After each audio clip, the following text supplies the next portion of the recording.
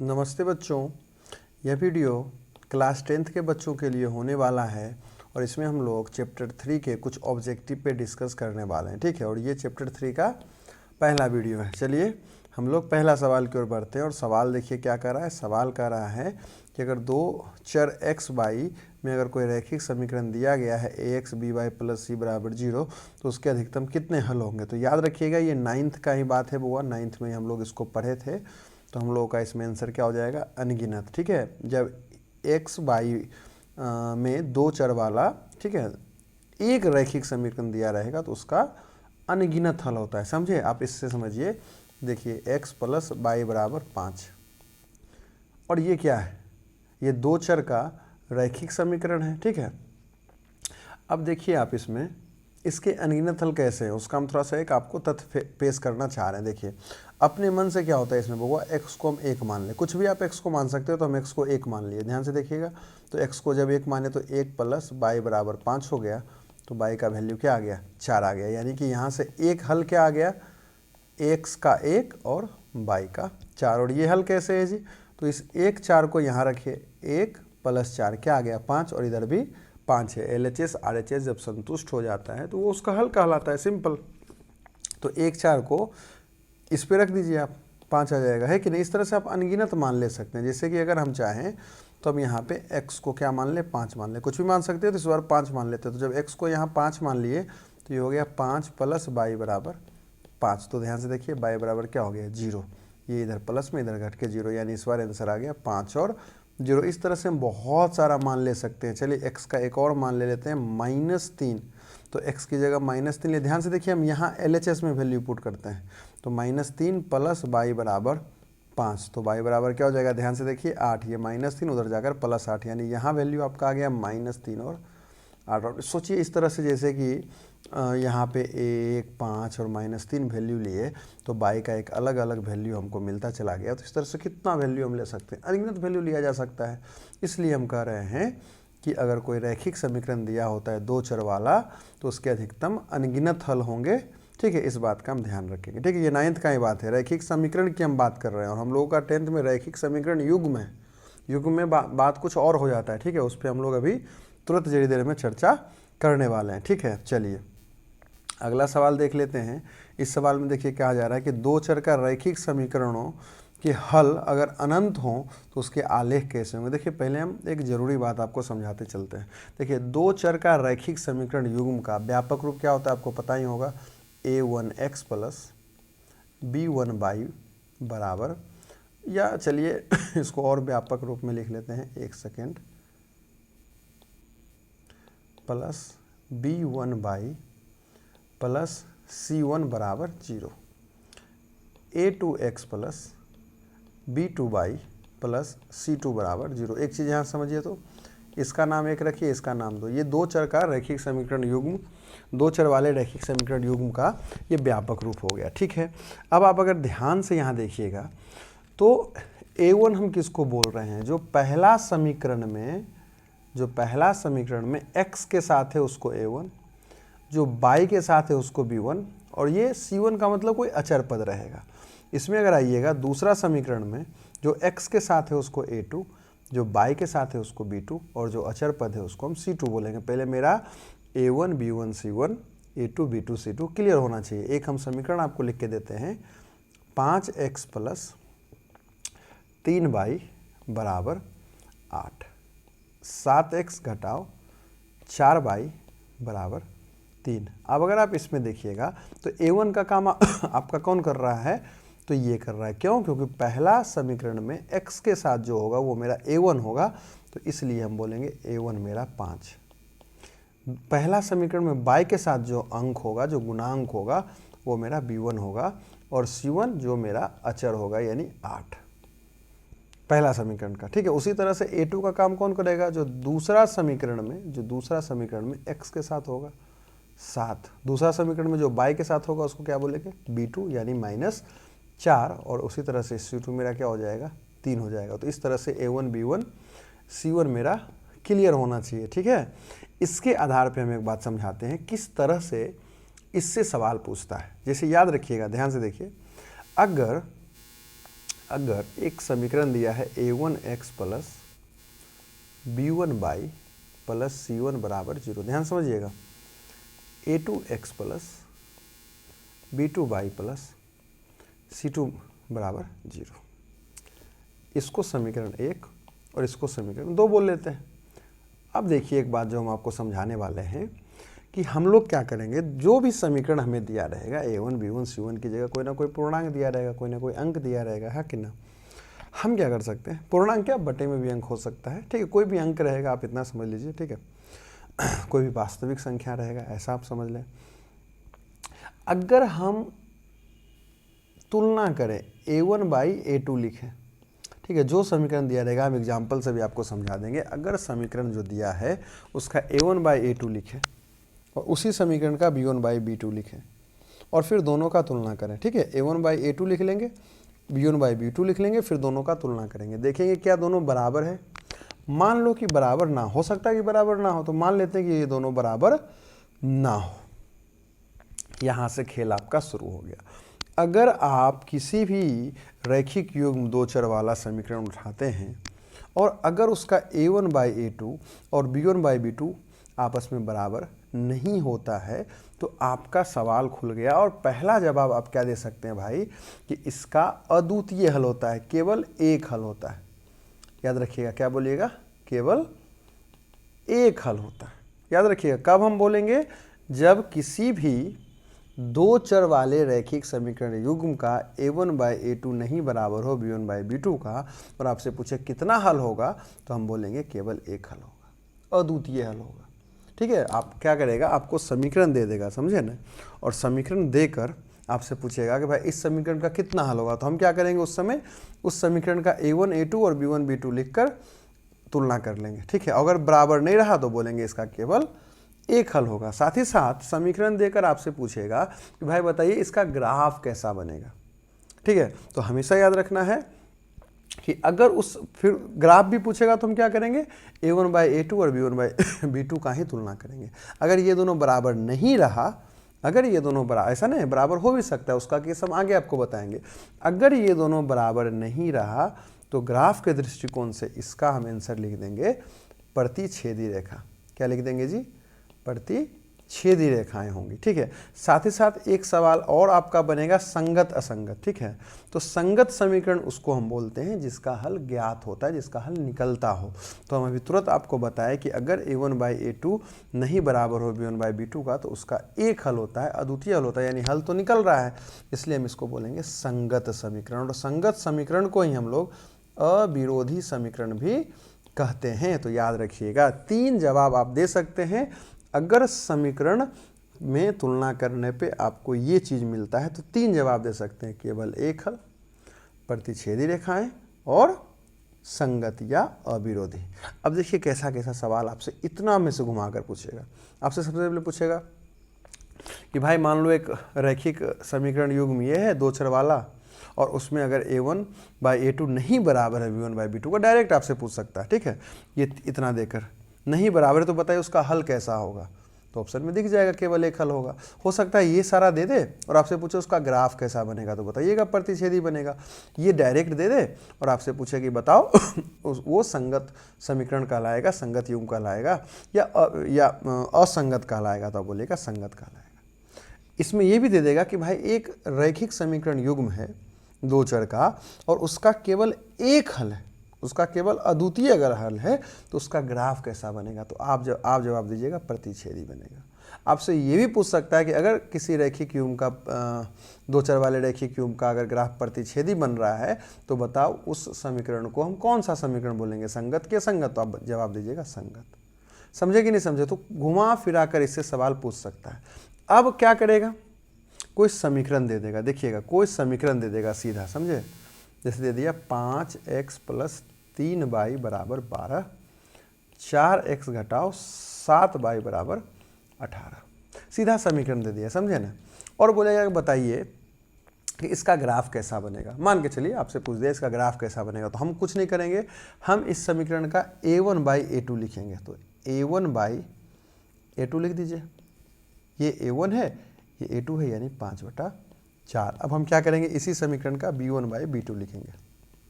देखिए ध्यान से 3/-7 आया। अब हम क्या करेंगे, दोनों का तुलना करेंगे तो हम क्या पाते हैं कि a1/a2 नहीं बराबर है b1/b2 का। देखो ना भाई, a1/a2 आया 5/4, b1/b2 आया -3/7, यानी क्या ये दोनों बराबर नहीं है। समझे? तो सबसे पहले हमको तुलना ही करना पड़ेगा। अब ये दोनों बराबर नहीं है तो सवाल में पूछा ग्राफ कैसा बनेगा, तो हम क्या जवाब देंगे, प्रतिच्छेदी।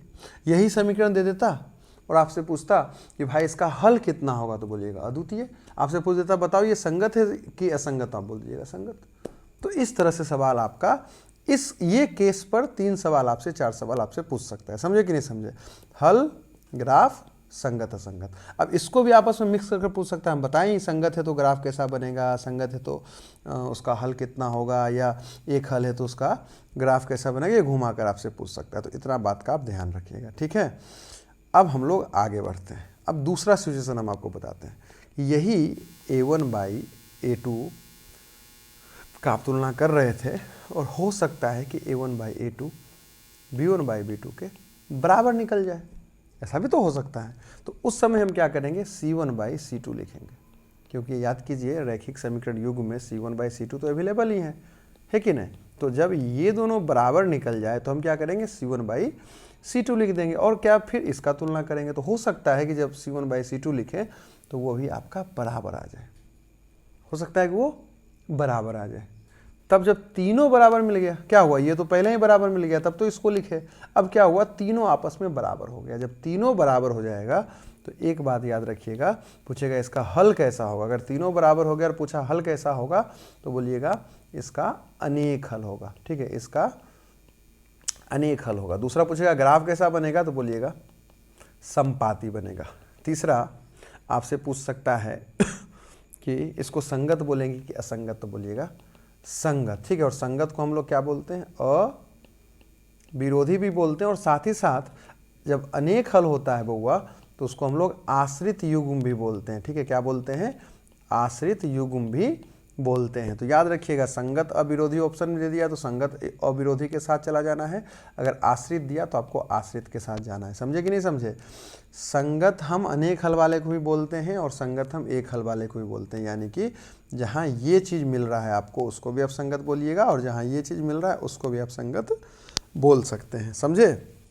लेकिन जब ये चीज़ आपको मिलेगा तीनों बराबर, तो उसको आप आश्रित युग्म भी कह सकते हैं, ठीक है। तो इस तरह से यहाँ घुमाकर आपसे सवाल पूछ सकता है कि अगर, ध्यान समझिएगा, अगर आपसे पूछ दिया कि भाई अगर आश्रित युग्म है तो उसका कितना हल होगा, तो अनेक हल होगा। लेकिन अगर आपसे पूछ दिया संगत युग्म है तो उसका कितना हल होगा, तो एक हल या अनेक हल, दोनों आपका आंसर हो सकता है। तो इस बात का आप ध्यान रखिएगा। समझे कि नहीं समझे? अब हम लोग आगे बढ़ते हैं। हो सकता है, एक सेकेंड, हो सकता है कि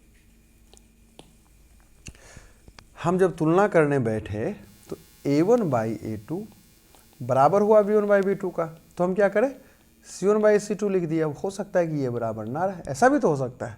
तो आपका तीसरा केस बन गया। इसमें पहला जवाब भाई इसका कोई हल नहीं होगा, पहला जवाब इसका कोई हल नहीं होगा। दूसरा जवाब मेरा क्या हो जाएगा, ग्राफ कैसा बनेगा, तो ग्राफ इसका समानांतर बनता है। तीसरा पूछ दिए भाई कोई हल नहीं हो गया, तो क्या हो गया, असंगत हो गया। और असंगत को ही हम लोग विरोधी युग्म भी कहते हैं। इसको आप याद रखिएगा। समझे कि नहीं समझे? ये तीनों इंपॉर्टेंट बात हो गया। इसके आधार पर इस सवाल का हम लोग जवाब देते हैं। सवाल में कह रहा है यदि दो चर वाले रैखिक समीकरण के हल अनंत हों तो उनके आलेख कैसा बनेगा। हम तुरंत बताए, इस तरह का सवाल पूछेगा। तो अनंत हल जब होता है तो क्या होता है, जब अनंत हल होता है तो a1/a2 बराबर होता है b1/b2 का, और ये बराबर होता है c1/c2 का। और ये जब तीनों बराबर होता है तो बिल्कुल अनंत हल होता है। और आलेख कैसा बनता है जी, तो आलेख बनता है संपाती, यानी ये मेरा सही जवाब हो गया। चलिए अगला सवाल की ओर बढ़ते हैं। यह सवाल देखिए क्या कह रहा है। यह सवाल कह रहा है कि अगर दो चर वाले रैखिक समीकरण के आलेख प्रतिच्छेदी हैं तो हलों की संख्या बताइए। याद कीजिए, आलेख प्रतिच्छेदी कब होता था, जब a1/a2 नहीं बराबर हो b1/b2 का। सिंपल। तो इस केस में देखिए हल की संख्या क्या, हल की संख्या सिर्फ एक, अद्वितीय हल होता था। समझे कि नहीं समझे? इसलिए मेरा सही जवाब हो गया। चलिए इस सवाल की ओर आइए। ये आपको हम बहुपद वाले चैप्टर में बता चुके हैं कि एक रैखिक समीकरण का घात क्या क्या होता है जी, तो एक होता है। जो घात समीकरण का घात क्या होता है 2 होता है। अगर आपसे पूछ दिया रैखिक समीकरण का ग्राफ कैसा बनता है तो बोलिएगा सरल रेखा बनता है, एक सीधा लाइन बनता है। ठीक है, आगे बढ़ जाते हैं। इस सवाल को देखिए, एक रैखिक समीकरण का युग्म असंगत है तो उसको निरूपित करने वाली रेखाएं कैसी होगी। मतलब आपसे पूछा जा रहा है कि यदि कोई समीकरण रैखिक युग्म का जो समीकरण है असंगत है तो उसका ग्राफ कैसा बनेगा। तो याद कीजिए, जब असंगत होने का मतलब क्या हो गया, कोई हल नहीं, और कोई हल नहीं होने का मतलब क्या हो गया, a1/a2 बराबर होता है b1/b2 का, और नहीं बराबर होता है c1/c2 का। और जब ये केस आता है तो बिल्कुल उसका कोई हल नहीं होता है, असंगत होता है, और उसके साथ साथ ग्राफ के दृष्टिकोण से ग्राफ उसका समानांतर बनता है। समझे कि नहीं समझे? आगे बढ़ जाइए। ये देखिए, सीधा आपका सवाल दे दिया, एक ग्राफ दे दिया कि ये समीकरण दे दिया, एक समीकरण ये, एक समीकरण ये, और पूछा इसका हल क्या होगा। तो हमको क्या करना पड़ेगा, a1/a2 लिखना पड़ेगा। तो इसका a1/a2 लिख दीजिए। a1 देखिए 1 है, ध्यान से देखो, पहला समीकरण में x के साथ जो अंक है उसको a1 बोलेंगे, तो यहाँ x के साथ कुछ नहीं, मतलब क्या है 1 है, और यहाँ क्या है -3 है, तो यहाँ लिख दो -3। उसी तरह से b1/b2 लिख देंगे। b1/b2 का मतलब क्या, जो y के साथ हो 2 और ये -6, इसको भी काट दीजिए तो ये क्या हो जाएगा 1/-3। हम क्या देखें, a1/a2 और b1/b2 बराबर है, तो हमको क्या करना पड़ेगा, अब c1/c2 लिखना पड़ेगा। अभी हम तुरंत समझाए तो देखिए c1/c2 क्या हो जाएगा 5/1। तो क्या सिचुएशन मिला आपको जी, सिचुएशन मिला कि a1/a2 बराबर है b1/b2 का, लेकिन नहीं बराबर है c1/c2 का। अर्थात जब ये होता है तो इसका हल क्या होता है, कोई हल नहीं। ठीक है, अगर यही पूछता ग्राफ इसका कैसा बनेगा तो बोलते समानांतर। ये संगत है कि असंगत, तो बोलते आप असंगत। ठीक है, आगे बढ़ते हैं। इसको देखिए, ये दे दिया, बोला कोई हल नहीं है, के का मान बताइए। अच्छा एक बात बताइए, अगर कोई हल नहीं है मतलब क्या, इस समीकरण में क्या रहा होगा, a1/a2 बराबर रहा होगा b1/b2 का, लेकिन नहीं बराबर रहा होगा c1/c2 का, तब तो ये समीकरण का कोई हल नहीं है। अर्थात ये तो तय हो गया कि a1/a2 बराबर है b1/b2 का। तो इस समीकरण में जो a1 और a2 है, b1 b2 उसको बराबर कर सकते हैं। तो x के साथ जो लिखा हुआ है वो मेरा a1 बटे इधर जो x के साथ लिखा है वो मेरा a2 बराबर हो गया किसके, b1 b2 का, जो कि -5/2 है। तो k का मान क्या आ जाएगा, देखिए 2 के क्रॉस मल्टीप्लिकेशन हुआ बराबर -30, तो k बराबर क्या आ गया -15, इसलिए ये मेरा सही जवाब है। ठीक है, इस तरह से सवाल आपको एग्जाम में पूछेगा। चलिए इसको देख लीजिए, रैखिक समीकरण युग्म है x + 3y-4, और ये है ऐसा। आपसे पूछा जा रहा है कि भाई ये कैसा है, वही अविरोधी विरोधी आश्रित पूछा जा रहा है। तो चलिए इसका भी तरीका क्या है, a1/a2 लिखना। तो a1/a2 लिख दो 1/2, b1/b2 लिख दो, जो कि आ जाएगा 3/-5। तो हम क्या देखें, a1/a2 नहीं बराबर है b1/b2 का, तो उसको क्या बोलते हैं, संगत युग्म बोलते हैं, और संगत को ही क्या बोलते हैं, अविरोधी बोलते हैं। तो ये मेरा सही जवाब हो गया। चलिए आगे बढ़िए। इस सवाल को देखिए, कहा जा रहा है कि k के किस मान के लिए समीकरण ये और समीकरण इसका जो हल होगा अद्वितीय होगा। ठीक है, तो अद्वितीय हल कब होता है, जब a1/a2 ना बराबर हो b1/b2 का। तो हम देखेंगे ये दोनों कब बराबर नहीं होगा। तो a1 का काम कौन कर रहा है सवाल में, k, और b1 का a2 का काम कर रहा है 3, ध्यान से देख लीजिए, और 2/1। a1 a2 समझ में आना चाहिए आप लोगों को। ठीक है, तो आप ध्यान से देख लीजिए, जो था यहाँ a1 a2 b1 b2 लिख दिए। अब ये हर हाल में क्या होना चाहिए, अगर अद्वितीय हल होना है तो हर हाल में ये दोनों बराबर ना हो। तो क्या हो जाएगा, देखो ध्यान से, क्रॉस मल्टीप्लिकेशन आप कर सकते हैं। तो एक इसके साथ और ये इसके साथ चला गया, तो हर हाल में k जो है नहीं बराबर होगा -6 का। ठीक है, अगर ऐसा हो जाता है तो ये इसका जो है अद्वितीय हल होगा। ठीक है, आप खुद समझ लीजिए ना कि अगर ये दोनों नहीं बराबर कब होगा, जब k की जगह -6 ना हो। अगर -6 आ जाएगा तो बराबर हो जाएगा, उसके अलावा कुछ भी आ जाए k की जगह, ये कभी बराबर आपस में नहीं हो सकता है। तो इस तरह से आप बता सकते हैं। ऑप्शन बी जो है हम लोगों का सही जवाब हो गया। इस सवाल को अगर हम देखें तो कहा जा रहा है कि k के किस मान के लिए ये जो समीकरण है इसके अनंत हल हैं। तो अनंत हल का मतलब क्या हो जाता है, हर हाल में a1/a2 बराबर होता है b1/b2 का, और फिर बराबर होता है c1/c2 का। तो कुछ नहीं करना है, लिख दो 1/5 बराबर होगा 2/k का, और फिर बराबर होगा 3/15 का। ध्यान से देखिए ना, ये 1/5 है तो ये भी 1/5, यानी हम क्या करेंगे 1/5 को बराबर कर देंगे 2/k का। अरे भाई अगर इस समीकरण का अनंत हल होना है तो हर हाल में तीनों बराबर होना चाहिए, तो ये दोनों को बराबर कर देते हैं तो क्या होगा क्रॉस मल्टीप्लिकेशन।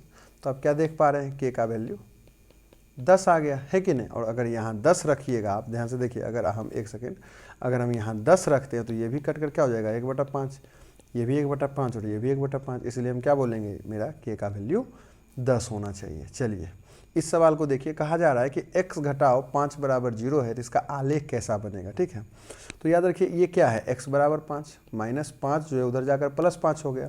तो अगर x बराबर 5 है तो उसका आलेख कैसा बनता है y के समानांतर।